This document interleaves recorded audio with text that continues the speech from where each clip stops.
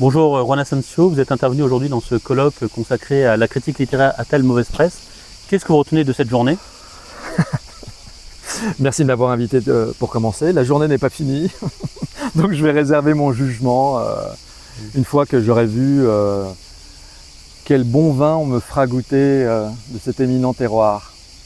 Bah écoutez, on tirera le bon vin pour savoir.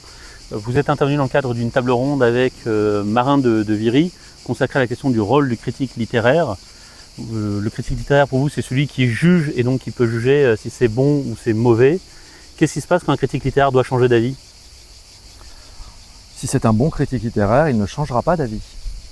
S'il a jugé une fois, il pourra raboter quelques, en bien ou en mal, en gentillesse ou en méchanceté, il pourra raboter quelques coins et recoins, mais il n'a pas à se tromper. Et quand bien même il se fut trompé, il n'aurait pas le droit de revenir d'une certaine manière, s'il est conséquent, il n'aurait pas le droit de revenir sur son jugement.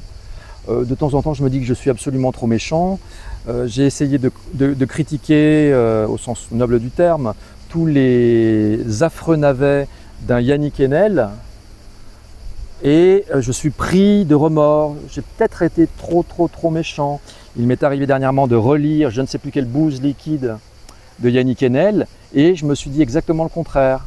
Juan, ce n'est absolument pas bien, tu n'as pas été suffisamment méchant, étant donné le niveau abyssal de médiocrité et de prétention d'un Yannick Enel.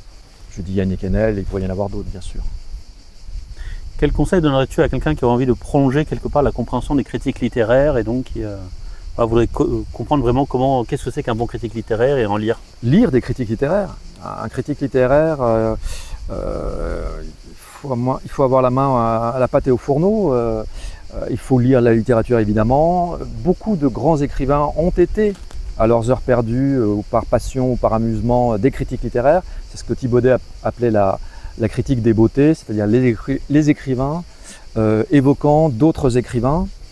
Et puis s'il y tient absolument, il y a tout un tas de manières d'arriver à ce lecteur idéal, que nous soupçonnerons d'être idéal. Il y a tout un tas de manières de lire de la critique, y compris si on traîne en Hippocagne et en Cagne avec un programme imposé, les éternels Gérard Genette, Roland Barthès comme dirait Sarkozy, Roland Barthes, et les vrais critiques, c'est-à-dire ni Roland Barthes, ni Gérard Genette, mais les Thibaudet, les Charles Dubos, même les Sainte-Beuve et les grands polémistes, Blois, Barbet, Léon Daudet.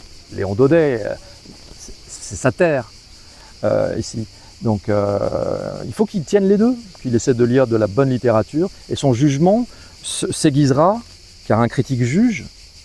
Je me permets de rappeler cette banalité, son jugement s'aiguisera à la fois par la critique littéraire qu'il aura lue et évidemment par les romans qu'il aura lus. Et c'est comme pour un bon palais, quand on boit un vin qu'on est capable de distinguer d'une piquette, on n'éduque un palais, on éduque un regard, on éduque un lecteur.